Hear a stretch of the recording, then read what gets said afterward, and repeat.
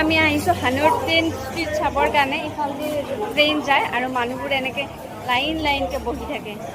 এয়া এতিয়া বাৰু ট্ৰেইন অহা নাই, খোৱা দূৰৰ পৰা ট্ৰেইন আহে আৰু মানুহবোৰ এনেকৈ খাবৰ কাৰণে বহি থাকে। আৰু দুয়োফালে এনেকৈ ৰেষ্টুৰেণ্টবিলাক আছে আৰু এনেকৈ বহিব পাৰি। এই ট্ৰেইন ষ্ট্ৰীটটো ভিয়েটনামৰ মষ্ট পপুলাৰ এটা প্লেচ হয়। ইয়াত বহুত টুৰিষ্ট আহে, ফটো উঠে আৰু দেখিছেনে মাজেৰে এটা ট্ৰেইন লাইন গৈছে আৰু দুয়োফালে কেফে আছে আৰু মানুহবিলাকে এনেকৈ বহিব পাৰে, তাত খাব পাৰে আৰু ট্ৰেইন অহালৈকে ৰৈ থাকে। আপুনি যদি তাত বহে তেতিয়াহ'লে কেফেৰ অ'নাৰে আপোনাক কিবা সুধিব যে আপুনি কিবা খাবনে নাখায়। 50খন মানতকৈও বেছিয়ে কেফে আছে আৰু এই ট্ৰেইন লাইনটোৰ কাৰণে আচলতে কেফেবোৰ চলি আছে। এটা খুব ইণ্টাৰেষ্টিং বস্তু মই দেখিলোঁ, বিয়েৰৰ সাফৰ মানে মানুহে লৈ ৰৈ থাকে যে আপুনি বিয়েৰ নাখালে আনৰ পৰা লৈ হ'লেও মানে সাফৰটো ল'ব পাৰে আৰু এই ট্ৰেইন লাইনত থৈ দিয়ে আৰু যেতিয়া ট্ৰেইনখন যায় এই সাফৰকেইটা চেপেটা কৰি থৈ যায় আৰু মানুহে সেই সাফৰকেইটা লৈ যায়। খুব ইণ্টাৰেষ্টিং নহয়নে?